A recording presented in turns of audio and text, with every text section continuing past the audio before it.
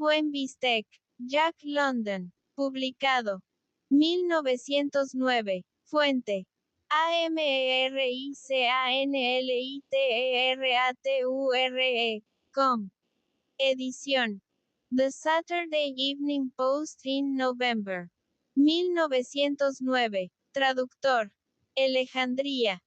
Un buen bistec. Jack London. Con el último pedazo de pan, Tom King limpió su plato de la última partícula de salsa de harina y masticó el bocado resultante de manera lenta y meditativa. Cuando se levantó de la mesa, se sintió oprimido por la sensación de que estaba claramente hambriento. Sin embargo, solo él había comido. Los dos niños en la otra habitación habían sido enviados temprano a la cama para que en el sueño pudieran olvidar que se habían ido sin cenar. Su esposa no había tocado nada y se había sentado en silencio, observándolo con ojos solícitos. Era una mujer delgada y desgastada de la clase trabajadora, aunque no faltaban señales de una belleza anterior en su rostro. La harina para la salsa la había pedido prestada a la vecina del frente. Los últimos 2 medios peniques se habían gastado en comprar el pan. Se sentó junto a la ventana en una silla destartalada que protestó bajo su peso, y casi mecánicamente se puso la pipa en la boca y metió la mano en el bolsillo lateral de su abrigo. La ausencia de tabaco le hizo consciente de su acción y, con un ceño por su olvido, guardó la pipa. Sus movimientos eran lentos, casi pesados, como si estuviera cargado por el gran peso de sus músculos. Era un hombre de cuerpo sólido y aspecto impasible, y su apariencia no sufría de ser demasiado atractiva. Su ropa tosca era vieja y desaliñada. Las partes superiores de sus zapatos eran demasiado débiles para soportar la pesada suela que tampoco era reciente. Y su camisa de algodón, una prenda barata de 2 chelines, mostraba un cuello raído y manchas de pintura imborrables. Pero era el rostro de Tom King lo que lo anunciaba, inequívocamente por lo que era. Era el rostro de un típico boxeador profesional. De alguien que había pasado largos años de servicio en el cuadrilátero y, por ese medio, desarrollado y enfatizado todas las marcas de la bestia de pelea. Era un semblante decididamente sombrío y, para que ninguna característica pasara desapercibida, estaba bien afeitado. Los labios eran informes y constituían una boca excesivamente dura, que era como una hendidura en su cara. La mandíbula era agresiva, brutal, pesada. Los ojos, de movimiento lento y párpados pesados, eran casi inexpresivos bajo las cejas pobladas y hundidas. Puro animal como era, los ojos eran el rasgo más animal en él. Eran soñolientos, como de león. Los ojos de un animal de pelea. La frente se inclinaba rápidamente hacia atrás hasta el cabello, que, cortado al ras, mostraba cada protuberancia de una cabeza de aspecto villano.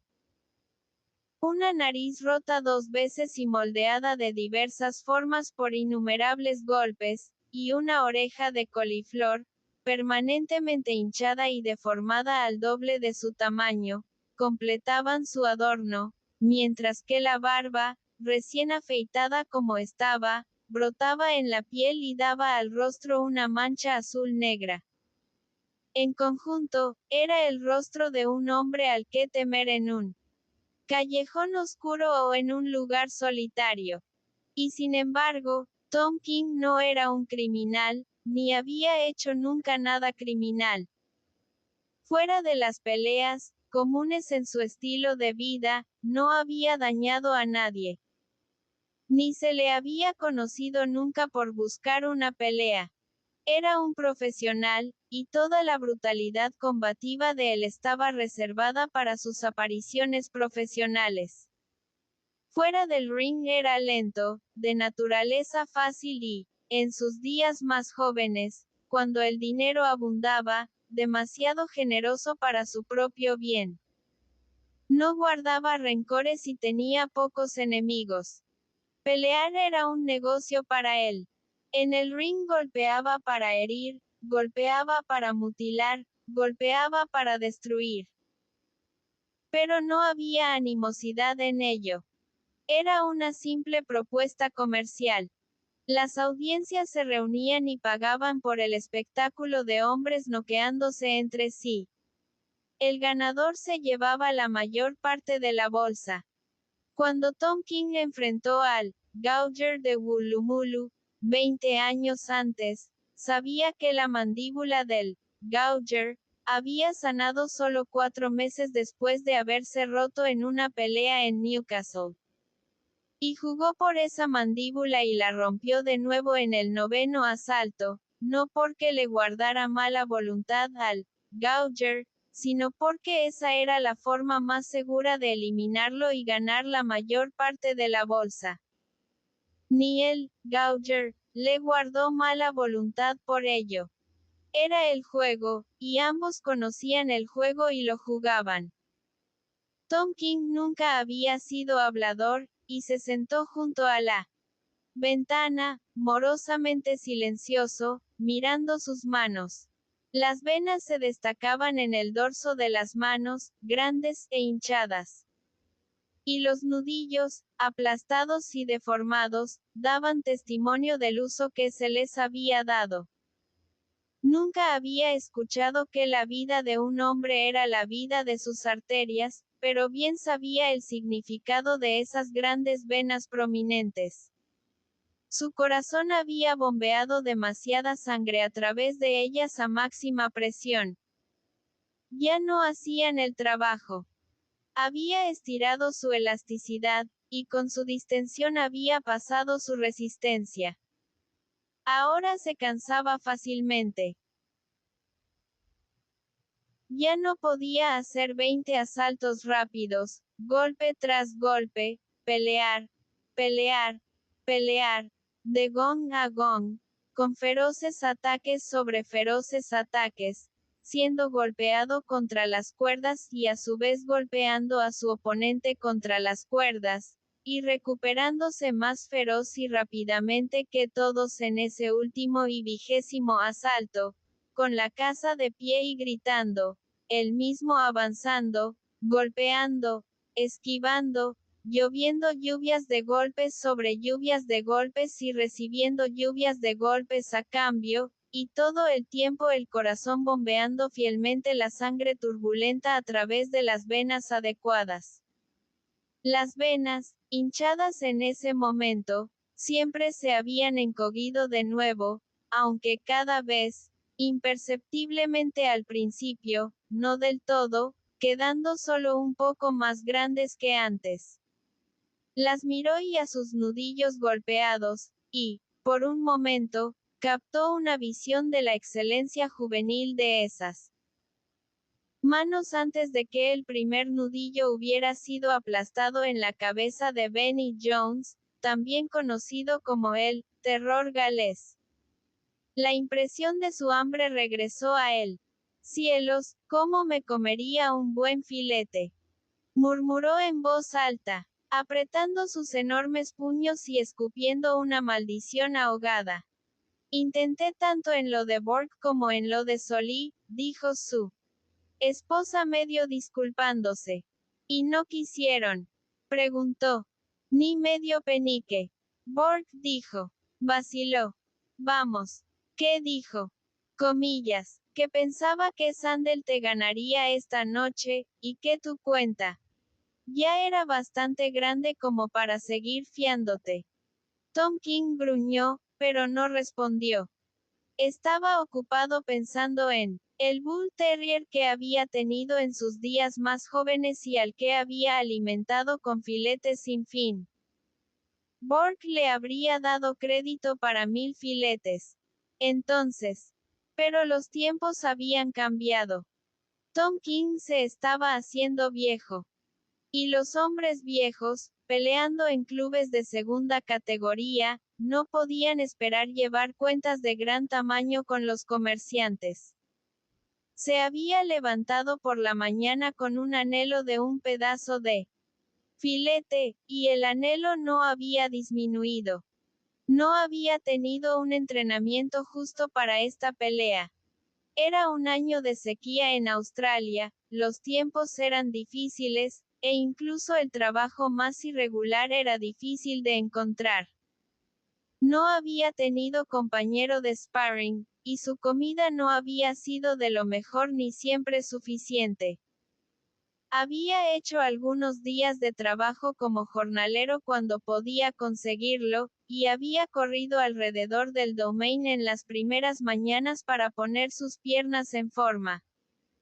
Pero era difícil entrenar sin un compañero y con una esposa y 2 niños que debían ser alimentados. El crédito con los comerciantes había experimentado una expansión muy leve cuando fue emparejado con Sandel. El secretario del Club Galletí le había adelantado 3 libras, la parte del perdedor de la bolsa, y más allá de eso se había negado a ir. De vez en cuando había logrado pedir prestados algunos chelines a viejos amigos, que le habrían prestado más si no fuera porque era un año de sequía y ellos mismos estaban en apuros. No, y no había uso en disfrazar el hecho, su entrenamiento no había sido satisfactorio. Debería haber tenido mejor comida y sin preocupaciones. Además, cuando un hombre tiene 40 años, es más difícil ponerse en forma que cuando tiene 20. ¿Qué hora es, Lizzie?, preguntó. Su esposa cruzó el pasillo para averiguarlo y regresó. Las 8 menos cuarto. Comenzarán el primer combate en unos minutos, dijo. Solo una prueba. Luego hay un asalto de 4 rondas entre Dealer Wells y Gridley, y una pelea de 10 rondas entre Starlight y un marinero. Yo no salgo hasta dentro de más de una hora. Al final de otros 10 minutos silenciosos, se puso de pie. La verdad es, Lizzie, que no he tenido un entrenamiento adecuado. Alcanzó su sombrero y se dirigió a la puerta. No se ofreció a besarla. Nunca lo hacía al salir. Pero esa noche ella se atrevió a besarlo, echando sus brazos alrededor de él y obligándolo a inclinarse hacia su rostro. Se veía bastante pequeña contra la masiva corpulencia del hombre. Buena suerte, Tom, dijo. Tienes que vencerlo. Sí, tengo que vencerlo, repitió. Eso es todo lo que hay. Simplemente tengo que vencerlo. Rió con un intento de jovialidad, mientras ella se apretaba más contra él. Por encima de sus hombros miró alrededor de la habitación desnuda. Era todo lo que tenía en el mundo, con el alquiler atrasado, y ella y los niños. Y lo estaba dejando para salir en la noche a conseguir carne para su compañera y sus cachorros, no. Como un hombre moderno que va a su rutina de máquina, sino de la antigua, primitiva, real y animal manera, luchando por ella. Tengo que vencerlo, repitió, esta vez con un tinte de desesperación en su voz. Si gano, son 30 libras, y puedo pagar todo lo que debo, con un buen dinero sobrante. Si pierdo, no obtengo nada, ni siquiera un penique para tomar el tranvía de regreso a casa. El secretario ya me ha dado todo lo que corresponde a la parte del perdedor. Adiós, mujer. Vendré directamente a casa si gano. Y estaré esperándote despierta, le llamó a lo largo del pasillo. Había un total de 2 millas hasta el Galletí, y mientras caminaba, recordó cómo en sus días de gloria, había sido una vez el campeón de peso pesado de Nueva Gales del Sur, habría ido en un coche de alquiler a la pelea, y cómo, muy probablemente, algún patrocinador acaudalado habría pagado el coche y viajado con él. Allí estaban Tommy Burns y ese negro yankee, Jack Johnson. Ellos se desplazaban en automóviles. Y él caminaba. Y, como cualquiera sabía, un duro recorrido de 2 millas no era el mejor preliminar para una pelea. Era un viejo, y el mundo no giraba bien para los viejos. No servía para nada ahora excepto para trabajo de jornalero, y su nariz rota y oreja hinchada estaban en su contra incluso en eso. Se encontró deseando haber aprendido un oficio. Habría sido mejor a largo plazo. Pero nadie se lo había dicho, y sabía, en el fondo de su corazón, que no habría escuchado si lo hubieran hecho. Había sido tan fácil. Dinero grande, peleas agudas y gloriosas, períodos de descanso y holgazanería entre medio, un séquito de aduladores ansiosos, palmadas en la espalda, apretones de manos, los elegantes felices de comprarle una bebida por el privilegio de hablar 5 minutos, y la gloria de todo, las casas que gritaban, el final vertiginoso, el árbitro diciendo, ¿quién gana? Y su nombre en las columnas deportivas al día siguiente. Esos habían sido tiempos. Pero se dio cuenta ahora, a su manera, lenta y rumiativa, de que eran los viejos a los que había estado eliminando. Él era la juventud que ascendía. Y ellos eran la edad que descendía. No es de extrañar que hubiera sido fácil, ellos con sus venas hinchadas y nudillos golpeados y cansados en sus huesos por las largas batallas que ya habían peleado. Recordó el tiempo en que eliminó al viejo Stoucher Bill, en Rush Cutters Bay, en el 18º asalto, y cómo el viejo Bill había llorado después en el vestuario como un bebé. Quizás el alquiler del viejo Bill estaba atrasado. Quizás tenía en casa una mujer y un par de niños. Y quizás Bill, ese mismo día de la pelea, había estado ansiando un pedazo de filete. Bill había peleado con valentía y soportado un castigo increíble. Ahora podía ver, después de haber pasado él mismo por el molino, que Stoucher Bill había peleado por una apuesta más grande, esa noche hace 20 años, que el joven Tom King, que había peleado por gloria y dinero fácil. No es de extrañar que Stoucher Bill hubiera llorado después en el vestuario. Bueno, un hombre solo tenía tantas peleas en él, para empezar. Era la ley de hierro del juego. Un hombre podía tener 100 peleas duras en él, otro hombre solo 20. Cada uno, según su constitución y la calidad de su fibra, tenía un número definido, y, cuando las había peleado, estaba acabado.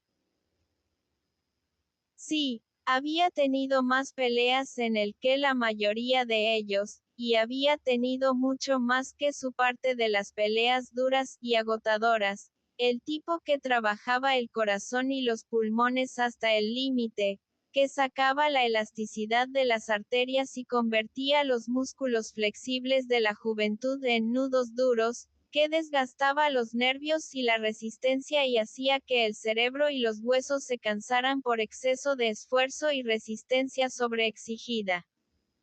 Sí, lo había hecho mejor que todos ellos. No quedaba ninguno de sus viejos compañeros de pelea. Era el último de la vieja guardia. Los había visto a todos terminados, y había tenido una mano en terminar a algunos de ellos. Lo habían probado contra los viejos, y uno tras otro los había eliminado, riendo cuando, como el viejo Stoucher Bill, lloraban en el vestuario. Y ahora él era un viejo, y probaban a los jóvenes contra él. Allí estaba ese tipo, Sandel. Había venido de Nueva Zelanda con un récord detrás de él. Pero nadie en Australia sabía nada de él, así que lo pusieron contra el viejo Tom King. Si Sandel hacía una buena exhibición, se le darían hombres mejores para pelear, con bolsas más grandes para ganar. Así que se podía confiar en que daría una pelea feroz. Tenía todo que ganar con ello. Dinero y gloria y carrera. Y Tom King era el viejo y curtido bloke que custodiaba el camino hacia la fama y la fortuna. Y no tenía nada que ganar excepto 30 libras, para pagar al propietario y a los comerciantes. Y, mientras Tom King rumiaba así, vino a su visión impasible la forma de la juventud, la gloriosa juventud, que se elevaba exultante e invencible, flexible de músculo y sedosa de piel, con corazón y pulmones que nunca habían estado cansados y desgarrados y que se reían de la limitación del esfuerzo. Sí, la juventud era la némesis. Destruía a los viejos y no se daba cuenta de que, al hacerlo, se destruía a sí misma. Aumentaba sus arterias y aplastaba sus nudillos, y a su vez era destruida por la juventud. Porque la juventud siempre era joven. Solo la edad envejecía. En Castlereagh Street giró a la izquierda, y 3 cuadras más adelante llegó al Galletí. Una multitud de jóvenes vagos colgando fuera de la puerta le abrió paso con respeto, y oyó que uno le decía a otro: «Es él. Es Tom King». Comillas. Dentro, en camino a su vestuario, se encontró con el secretario. Un joven de ojos agudos y rostro astuto, que le estrechó la mano. «¿Cómo te sientes, Tom?», preguntó. «En forma como un violín», respondió King, aunque sabía que mentía y que si tuviera una libra, la daría en ese momento por un buen pedazo de filete. Cuando salió del vestuario, con sus segundos detrás de él, y bajó por el pasillo hacia el cuadrilátero en el centro del salón, se levantó una oleada de saludo y aplausos de la multitud que esperaba. Aceptó los saludos a derecha e izquierda, aunque pocas de las caras conocía. La mayoría de ellas eran caras de niños que no habían nacido cuando él estaba ganando sus primeros laureles en el cuadrilátero. Saltó ligeramente a la plataforma elevada y pasó por debajo de las cuerdas hasta su esquina, donde se sentó en un taburete plegable. Jack Ball, el árbitro, se acercó y le estrechó la mano. Ball era un boxeador fracasado que durante más de 10 años no había entrado al ring como principal. King se alegró de tenerlo como árbitro. Ambos eran viejos. Si él se pasaba un poco de la raya con Sandel, sabía que Ball podía ser de confianza para pasarlo por alto. Jóvenes aspirantes a pesos pesados, uno tras otro, estaban subiendo al ring y siendo presentados a la audiencia por el árbitro. Además, emitía sus desafíos por ellos. John pronto, anunció Bill, de North Sydney, desafía al ganador por una apuesta de 50 libras. La audiencia aplaudió, y volvió a aplaudir cuando el mismo Sandel saltó entre las cuerdas y se sentó en su esquina. Tom King miró al otro lado del ring con curiosidad, porque en pocos minutos estarían unidos en un combate sin piedad, cada uno intentando con toda su fuerza dejar al otro inconsciente. Pero poco pudo ver, ya que Sandel, como él, tenía los pantalones y el suéter sobre su traje de ring. Su rostro era fuerte y apuesto, coronado con una melena rizada de cabello rubio, mientras que su grueso cuello musculoso insinuaba una magnificencia corporal. John pronto fue a una esquina y luego a la otra, estrechando la mano de los principales y bajando del ring. Los desafíos continuaron. Siempre los jóvenes subían entre las cuerdas. La juventud desconocida, pero insaciable, clamando a la humanidad que con fuerza y habilidad enfrentaría al ganador. Unos años antes, en su apogeo de invencibilidad, Tom King se habría sentido divertido y aburrido por estos preliminares. Pero ahora se sentaba fascinado, incapaz de apartar la visión de la juventud de sus ojos.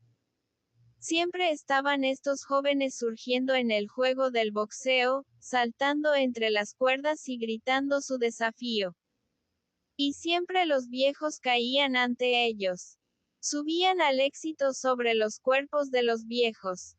Y siempre venían, más y más jóvenes.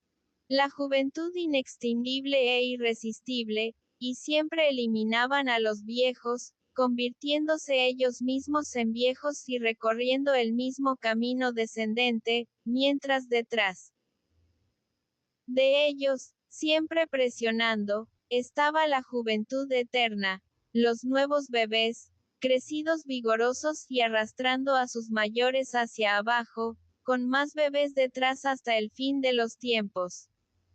La juventud que debe tener su voluntad y que nunca morirá.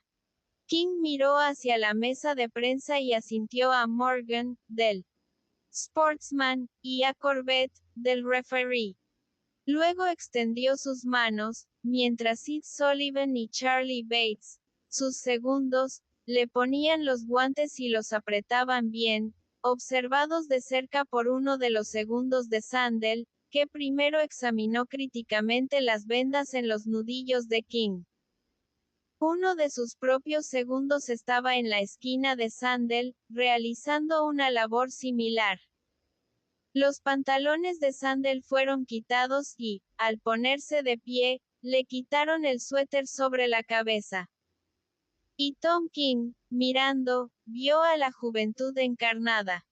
De pecho profundo, musculoso, con músculos que se deslizaban y movían como cosas vivas bajo la piel de satén blanco. Todo el cuerpo estaba lleno de vida, y Tom King sabía que era una vida que nunca había perdido su frescura a través de los poros doloridos durante las largas peleas en las que la juventud pagaba su peaje y no partía tan joven como cuando entró. Los dos hombres avanzaron para encontrarse, y, cuando sonó el gong y los segundos salieron del ring con los taburetes plegables, se dieron la mano e instantáneamente tomaron sus actitudes de pelea.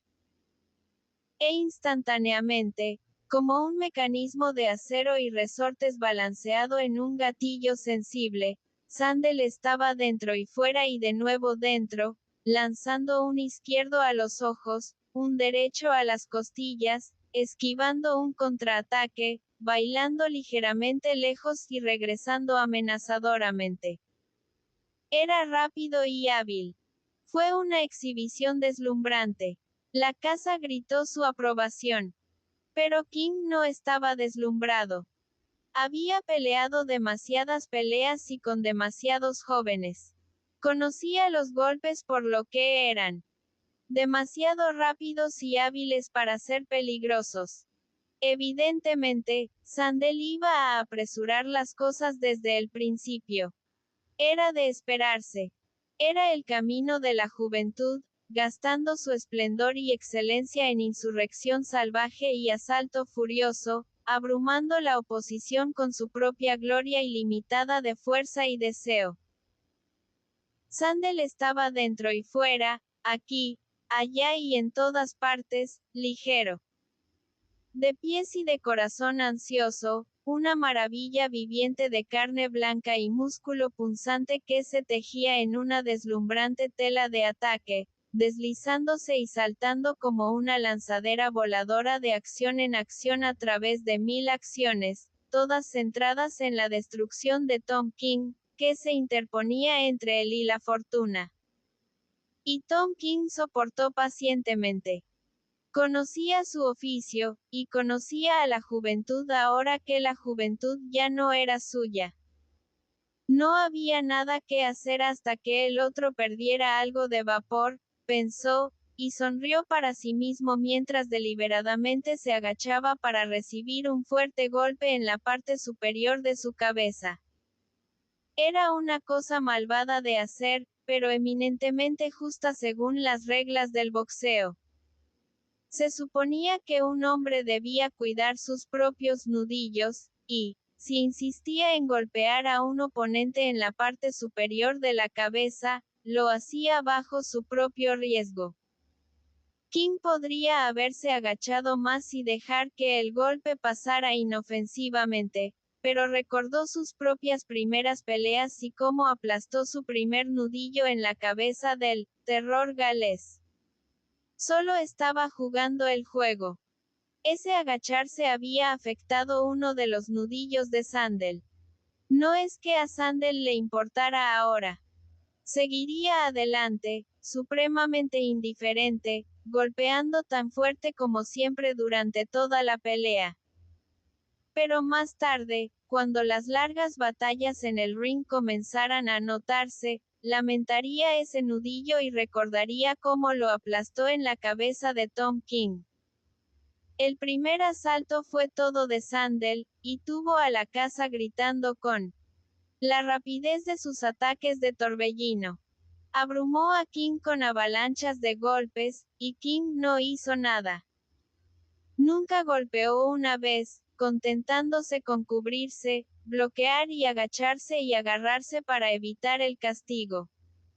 Ocasionalmente fingía, sacudía la cabeza cuando el peso de un golpe aterrizaba, y se movía impasible, nunca saltando o brincando o desperdiciando una onza de fuerza. Sandel debía espumar la espuma de la juventud antes de que la edad discreta se atreviera a contraatacar. Todos los movimientos de King eran lentos y metódicos, y sus ojos de párpados pesados y movimiento lento le daban la apariencia de estar medio dormido o aturdido. Sin embargo, eran ojos que veían todo, que habían sido entrenados para ver todo a través de sus 20 años y más en el ring.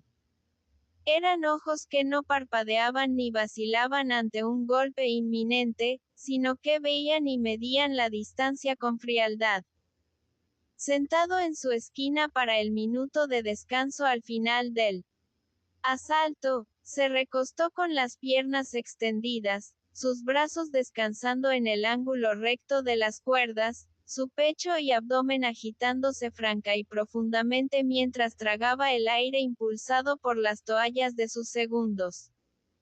Escuchó con los ojos cerrados las voces de la casa.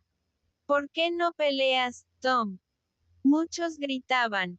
¿Le tienes miedo, comillas, musculoso? Oyó comentar a un hombre en un asiento delantero. No puede moverse más rápido. 2-1 a favor de Sandel, en libras. Sonó el gong y los dos hombres avanzaron desde sus esquinas. Sandel avanzó casi 3/4 de la distancia, ansioso por comenzar de nuevo. Pero King se contentó con avanzar la distancia más corta. Estaba en línea con su política de economía. No había sido bien entrenado, y no había comido lo suficiente, y cada paso contaba. Además, ya había caminado 2 millas hasta el ring. Fue una repetición del primer asalto, con Sandel atacando como un torbellino y con la audiencia indignada exigiendo que King peleara. Más allá de fingir y varios golpes entregados lentamente e ineficaces, no hizo nada salvo bloquear y estancar y agarrarse. Sandel quería imponer un ritmo rápido, mientras que King, por su sabiduría, se negó a acomodarlo. Sonrió con cierta patética nostalgia en su rostro golpeado por el ring, y continuó cuidando su fuerza con los celos de los que solo la edad es capaz. Sandel desperdiciaba su fuerza con la generosa imprudencia de la juventud. A King le pertenecía la estrategia del ring, la sabiduría nacida de largas y dolorosas peleas. Observó con ojos y cabeza fríos, moviéndose lentamente y esperando a que la espuma de Sandel se disipara. Para la mayoría de los espectadores parecía como si King estuviera completamente superado, y expresaron su opinión ofreciendo 3-1 a favor de Sandel. Pero había algunos sabios, unos pocos, que conocían a King de antaño, y que cubrieron lo que consideraban dinero fácil. El tercer asalto comenzó como de costumbre, unilateral, con Sandel haciendo todo el liderazgo y entregando todo el castigo. Había pasado medio minuto cuando Sandel, demasiado confiado, dejó una apertura. Los ojos y el brazo derecho de King destellaron en el mismo instante. Fue su primer golpe real. Un gancho, con el arco retorcido del brazo para hacerlo rígido, y con todo el peso del cuerpo medio pivotado detrás de él. Fue como un león que parece dormido y de repente extiende una garra relámpago. Sandel, atrapado en el costado de la mandíbula, cayó como un novillo.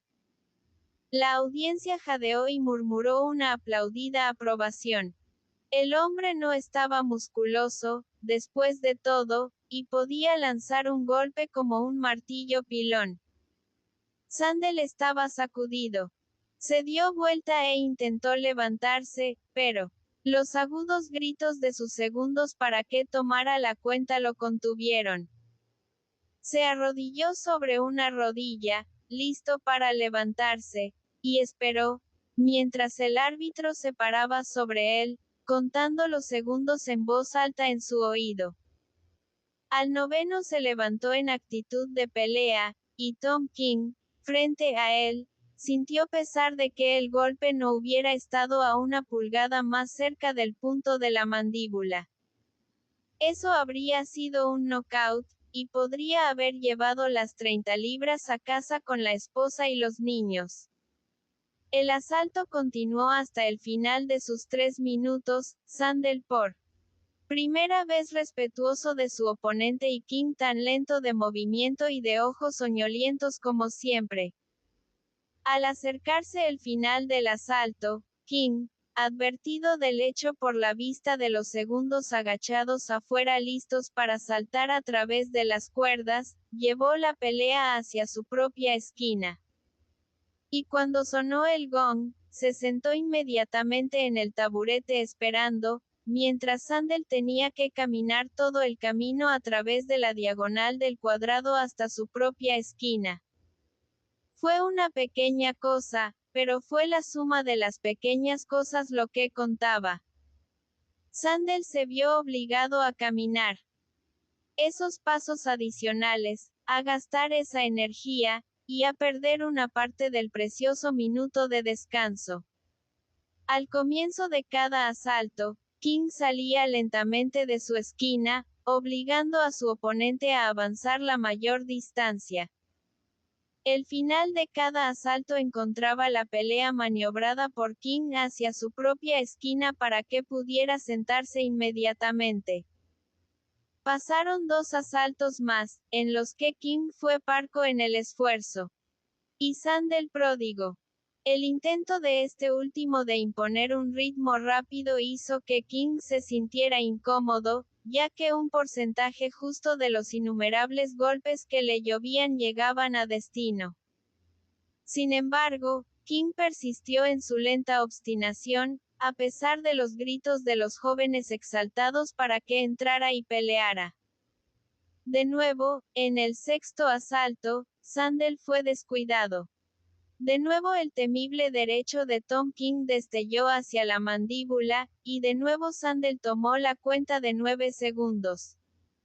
Para el séptimo asalto, el estado óptimo de Sandel se había ido, y se dispuso a lo que sabía que sería la pelea más dura de su experiencia.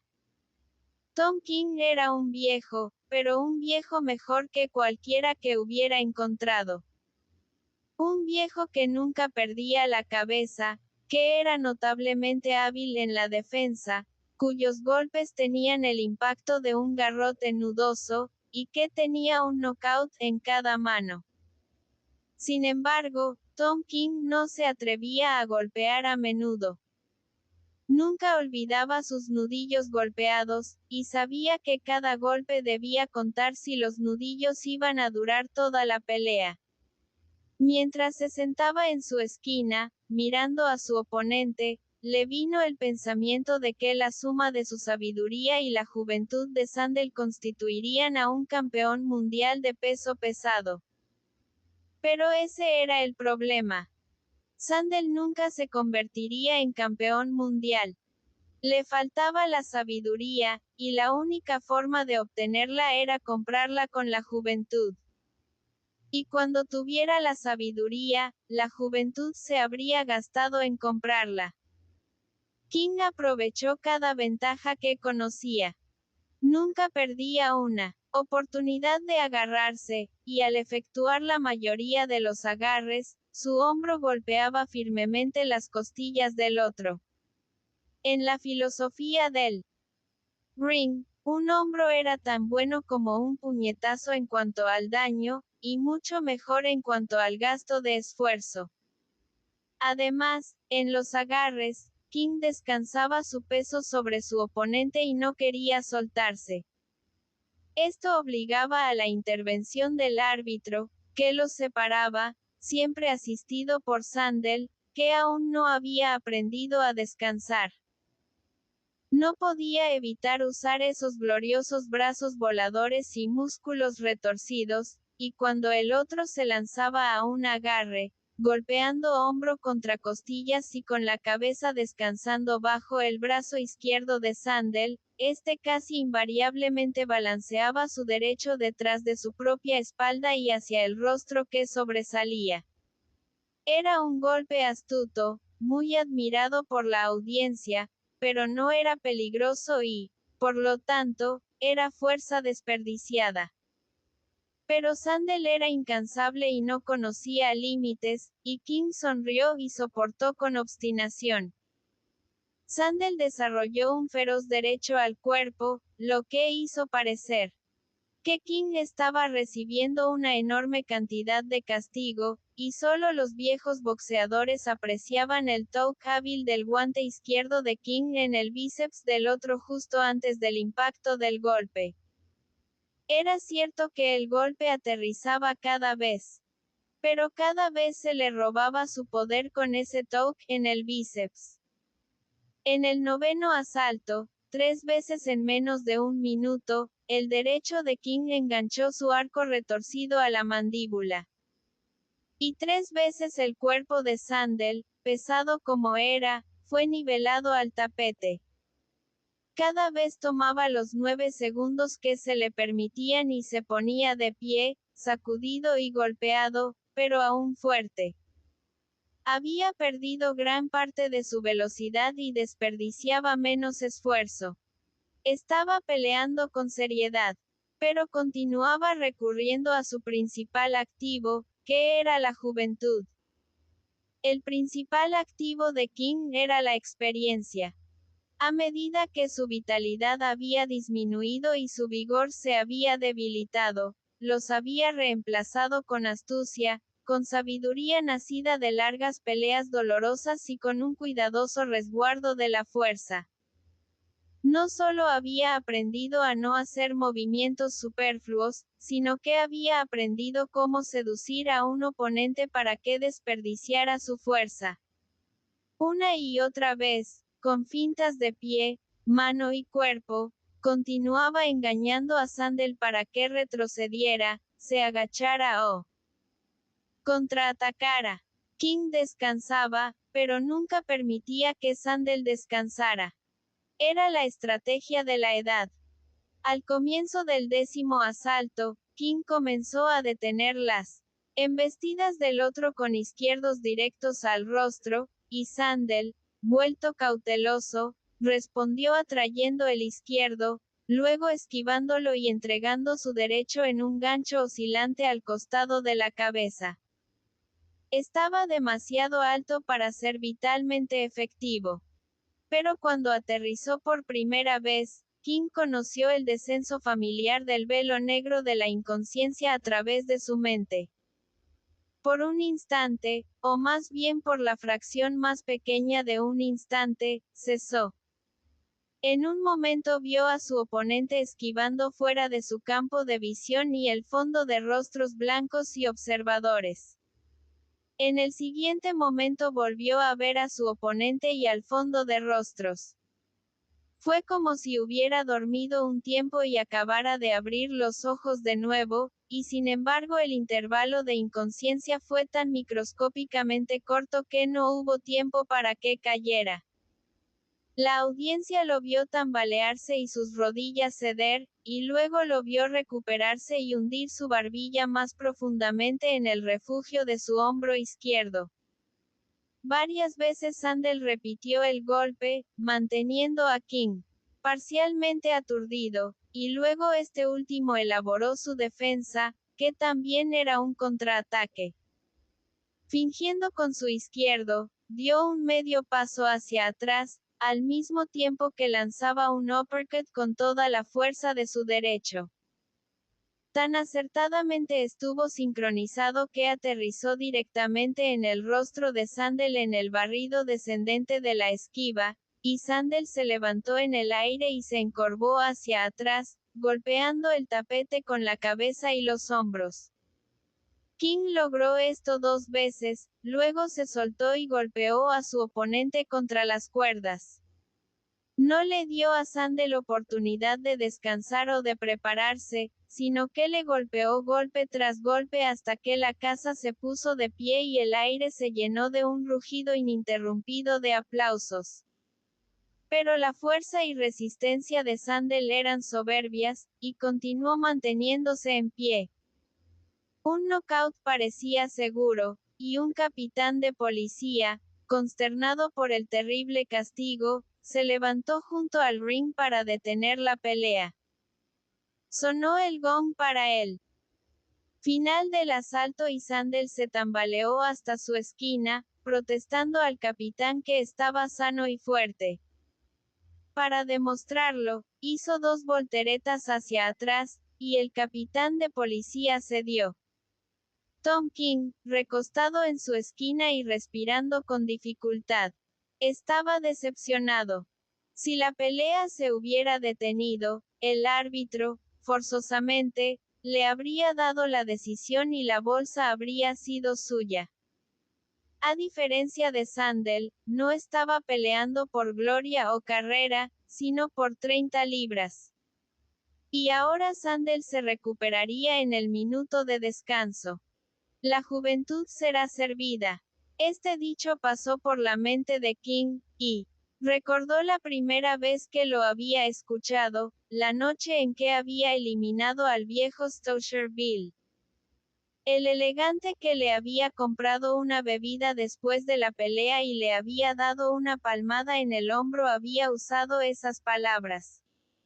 La juventud será servida. El elegante tenía razón. Y esa noche en el pasado lejano, él había sido la juventud. Esta noche, la juventud estaba sentada en la esquina opuesta. En cuanto a él, había estado peleando durante media hora ahora, y era un hombre viejo. Si hubiera peleado como Sandel, no habría durado 15 minutos. Pero el punto era que él no se recuperaba. Esas arterias prominentes y ese corazón probado no le permitirían recuperar fuerzas en los intervalos entre los asaltos. Y no había tenido suficiente fuerza en él para empezar. Sus piernas estaban pesadas y comenzaban a acalambrarse. No debería haber caminado esas 2 millas hasta la pelea. Y estaba el filete que se había levantado deseando esa mañana. Un gran y terrible odio se levantó en él hacia los carniceros que le habían negado crédito. Era duro para un hombre viejo ir a una pelea sin suficiente para comer. Y un pedazo de filete era una cosa tan pequeña, unos pocos peniques a lo sumo. Sin embargo, significaba 30 libras para él. Con el gong que abrió el 11º asalto, Sandel se apresuró, haciendo una demostración de frescura que realmente no poseía. King la conocía por lo que era. Un farol tan viejo como el juego mismo. Se agarró para salvarse, luego, liberándose, permitió que Sandel se preparara. Esto era lo que King deseaba. Fingió con su izquierdo, atrajo la esquiva y el gancho ascendente oscilante, luego dio el medio paso hacia atrás, entregó el uppercut directo al rostro y dobló a Sandel sobre la lona. Después de eso, no lo dejó descansar, recibiendo castigo él mismo, pero infligiendo mucho más, golpeando a Sandel contra las cuerdas, enganchando y lanzando todo tipo de golpes en él, apartándose de sus agarres o golpeándolo fuera de intentos de agarre, y siempre cuando Sandel habría caído, atrapándolo con una mano levantada y con la otra inmediatamente golpeándolo contra las cuerdas donde no podía caer. La casa para entonces se había vuelto loca, y era su casa, casi. Todas las voces gritando. Dale, Tom. Agárralo. Agárralo. Lo tienes, Tom. Lo tienes. Iba a ser un final de torbellino, y eso era lo que una audiencia de Ringside pagaba por ver. Y Tom King, que durante media hora había conservado su fuerza, ahora la gastaba pródigamente en el único gran esfuerzo que sabía que tenía en él. Era su única oportunidad. Ahora o nunca. Su fuerza se estaba agotando rápidamente, y su esperanza era que antes de que la última gota se le escapara hubiera derribado a su oponente para la cuenta. Y mientras continuaba golpeando y forzando, fríamente estimando el peso de sus golpes y la calidad del daño infligido, se dio cuenta de lo difícil que era derribar a Sandel. La resistencia y la aguante eran suyos en un grado extremo, y eran la resistencia y la aguante vírgenes de la juventud. Sandel era ciertamente un hombre en ascenso. Lo tenía en él. Solo de fibra tan robusta se forjaban los luchadores exitosos. Sandel estaba tambaleándose y dando tumbos, pero las piernas de Tom King se acalambraban y sus nudillos fallaban. Sin embargo, se obligó a sí mismo a golpear los golpes feroces, cada uno de los cuales le traía angustia a sus torturadas manos. Aunque ahora prácticamente no recibía castigo, se estaba debilitando tan rápidamente como el otro. Sus golpes llegaban a destino, pero ya no tenían el peso detrás de ellos, y cada golpe era el resultado de un severo esfuerzo de voluntad. Sus piernas eran como plomo y se arrastraban visiblemente debajo de él, mientras que los seguidores de Sandel, animados por este síntoma, comenzaban a dar ánimo a su hombre. King fue espoleado a un arrebato de esfuerzo. Entregó 2 golpes, en sucesión. Un izquierdo, un poco demasiado alto, al plexo solar, y un cruce derecho a la mandíbula. No fueron golpes pesados, pero tan débil y aturdido estaba Sandel que cayó y quedó temblando. El árbitro se paró sobre él, gritando la cuenta de los fatales segundos en su oído.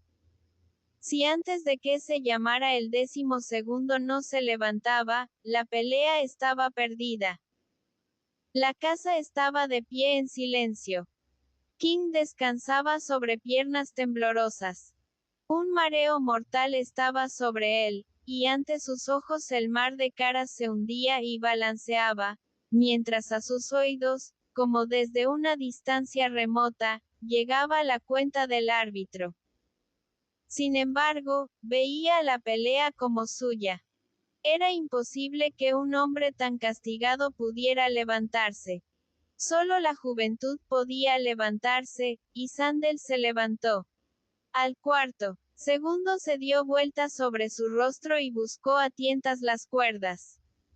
Al séptimo segundo se había arrastrado hasta su rodilla, donde descansó, su cabeza rodando mareada sobre sus hombros.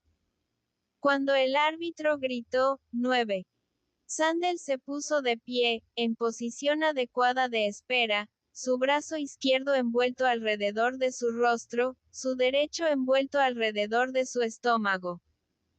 Así estaban protegidos sus puntos vitales, mientras avanzaba tambaleándose hacia King con la esperanza de lograr un agarre y ganar más tiempo. En el instante en que Sandel se levantó, King estaba sobre él. Pero los dos golpes que entregó fueron amortiguados en los brazos cruzados. Al momento siguiente, Sandel estaba en el agarre y sujetándose desesperadamente mientras el árbitro se esforzaba por separarlos. King ayudó a liberarse. Sabía la rapidez con que la juventud se recuperaba, y sabía que Sandel era suyo si podía impedir esa recuperación. Un golpe fuerte lo haría. Sandel era suyo, indudablemente suyo. Lo había superado en estrategia, lo había superado en pelea, lo había superado en puntos. Sandel se tambaleaba fuera del agarre, equilibrado en la línea delgada entre la derrota o la supervivencia. Un buen golpe lo haría caer y derribarlo. Y Tom King, en un destello de amargura, recordó el pedazo de filete y deseó tenerlo entonces detrás de ese golpe decisivo que debía dar. Se armó de valor para el golpe, pero no fue lo suficientemente pesado ni rápido. Sandel se balanceó, pero no cayó, tambaleándose hacia las cuerdas y sujetándose. King se tambaleó tras él y, con una punzada como la de la disolución, entregó otro golpe. Pero su cuerpo lo había abandonado. Todo lo que quedaba de él era una inteligencia combativa que estaba atenuada y nublada por el agotamiento. El golpe que apuntaba a la mandíbula no alcanzó más alto que el hombro. Había querido que el golpe fuera más alto, pero los músculos cansados no habían podido obedecer. Y, por el impacto del golpe, el propio Tom King se tambaleó hacia atrás y casi cayó. Una vez más se esforzó. Esta vez su golpe falló por completo y, por debilidad absoluta, cayó contra Sandel y se agarró, sujetándose a él para evitar hundirse al suelo. King no intentó liberarse. Había disparado su última bala. Estaba acabado. Y la juventud había sido servida. Incluso en el agarre podía sentir a Sandel fortaleciéndose contra él. Cuando el árbitro los separó, allí, ante sus ojos, vio a la juventud recuperarse. De instante en instante, Sandel se fortalecía. Sus golpes, débiles y fútiles al principio, se volvieron firmes y precisos. Los ojos nublados de Tom King vieron el puño enguantado dirigiéndose a su mandíbula, y quiso defenderse interponiendo su brazo. Vio el peligro, quiso el acto. Pero el brazo era demasiado pesado. Parecía cargado con un quintal de plomo. No se levantaba, y se esforzó por levantarlo con su alma. Entonces el puño enguantado aterrizó en casa. Experimentó un chasquido agudo que fue como una chispa eléctrica y, simultáneamente, el velo de la oscuridad lo envolvió. Cuando abrió los ojos de nuevo, estaba en su esquina, y oyó el grito de la audiencia como el rugido de las olas en Bondi Beach.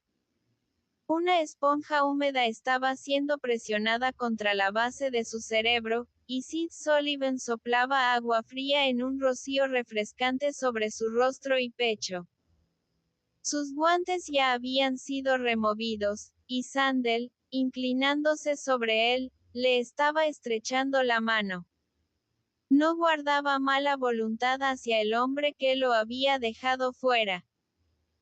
de combate y devolvió el apretón con una cordialidad que hizo protestar a sus nudillos golpeados. Luego Sandel se dirigió al centro del ring y la audiencia acalló su pandemonio para escucharlo aceptar el desafío de Young pronto y ofrecer aumentar la apuesta lateral a 100 libras. King miró apáticamente mientras sus segundos le limpiaban el agua que le corría, le secaban el rostro y lo preparaban para salir del ring. Se sentía hambriento. No era el tipo de hambre común y punzante, sino un gran desmayo, una palpitación en la boca del estómago que se comunicaba a todo su cuerpo. Recordó de nuevo la pelea, el momento en que había tenido a Sandel tambaleándose y vacilando en el filo de la derrota. Ah, ese pedazo de filete lo habría hecho. Le había faltado solo eso para el golpe decisivo, y había perdido. Todo fue por culpa del pedazo de filete. Sus segundos lo estaban medio sosteniendo mientras lo ayudaban. A través de las cuerdas. Se liberó de ellos, pasó por debajo de las cuerdas sin ayuda y saltó pesadamente al suelo, siguiendo sus pasos mientras le abrían paso por el pasillo central abarrotado. Al salir del vestuario hacia la calle, en la entrada del salón, un joven le habló. ¿Por qué no entraste y lo remataste cuando lo tenías? Preguntó, el joven. Ah, vete al diablo, dijo Tom King, y bajó los escalones hacia la acera. Las puertas de la taberna en la esquina estaban abiertas de par en par, y vio las luces y las camareras sonrientes, escuchó las muchas voces discutiendo la pelea y el próspero tintineo del dinero en el bar. Alguien lo llamó para que tomara una bebida. Vaciló perceptiblemente, luego rehusó y siguió su camino. No tenía ni un centavo en el bolsillo, y el paseo de 2 millas a casa le pareció muy largo. Ciertamente se estaba haciendo viejo. Al cruzar el Domain, se sentó de repente en un banco, desalentado por el pensamiento de la esposa esperándolo despierta, ansiosa por conocer el resultado de la pelea. Eso era más duro que cualquier knockout, y parecía casi imposible de enfrentar. Se sentía débil y dolorido, y el dolor de sus nudillos aplastados le advirtió que, incluso si pudiera encontrar un trabajo como jornalero, pasaría una semana antes de que pudiera agarrar el mango de un pico o una pala. La palpitación de hambre en la boca del estómago era nauseabunda. Su miseria lo abrumó, y a sus ojos vino una humedad inusual. Cubrió su rostro con las manos y, mientras lloraba, recordó al viejo Stosherville y cómo lo había tratado esa noche en el pasado lejano. Pobre viejo Stosherville. Ahora podía entender por qué Bill había llorado en el vestuario.